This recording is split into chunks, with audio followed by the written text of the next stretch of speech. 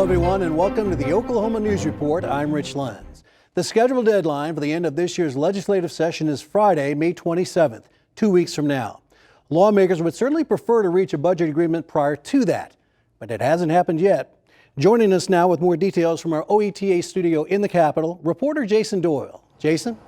Rich, despite passing dozens of bills and a handful of resolutions already this session, that is not the constitutional mandate for lawmakers. It's the budget. And this year, they have more to spend than ever before.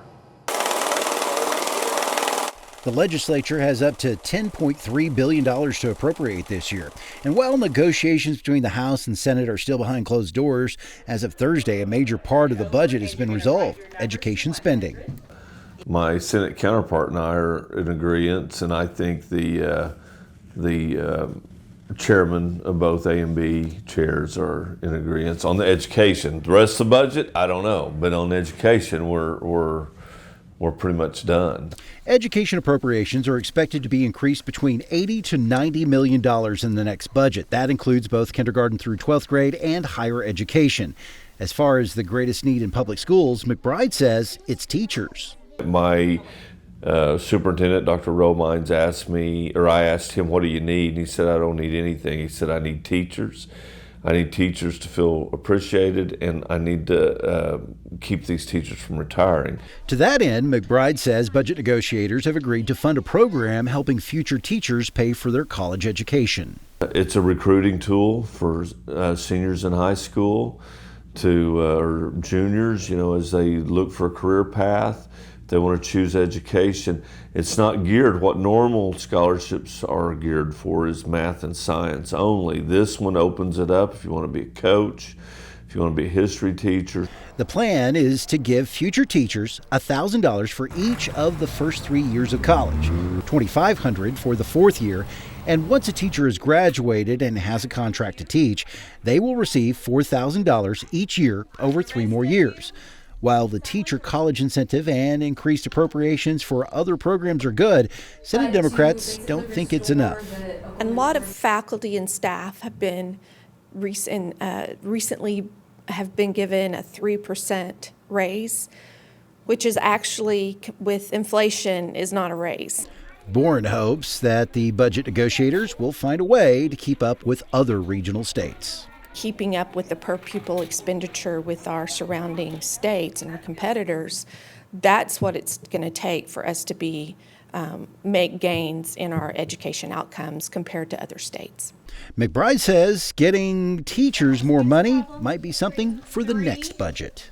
My next focus would probably be, in the coming year, to look at doing a teacher pay raise. I tried to do a stipend this year, but it didn't make it through the gate. While things are pretty much settled for education spending, that still leaves the rest of the state budget. Appropriations budget continues. There's still discussion with ARPA money, which is now part of the budget and appropriations discussion. Whatever the sticking points are, Senate Minority Leader Kay Floyd is not privy to them. It's not just the federal funds. It's what we usually have this time of year.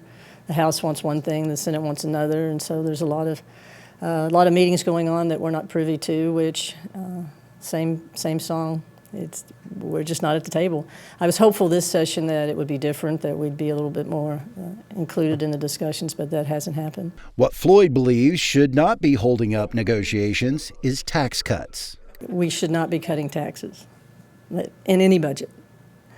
We have got more money than we've had in a long time. We keep hearing about the surplus. We keep hearing about flat budgets, and it's hard to make those two balance out. We know that tax cuts will hurt down the road. We have yet to see all the losses from last year's tax cuts, and I think we're setting up some instability. Kurt says she understands the reasons behind a possible tax cut, but doesn't believe it will make a true impact on Oklahoma families' pocketbook issues. And if we're looking at relief for people, giving them what would be probably about an average of $50 to $100 tax cut is not what we need to be focused on. We need to be focused on shoring up our services that really help the long term for our communities. Floyd also is concerned that recent allegations of misspent money by the Stitt administration could impact how the budget is being crafted. I think when we look at so many news stories we're hearing right now, I mean, the Bridge the Gap digital wallet program, $8 million misspent. We've got the Swadley situation with tourism and our state parks.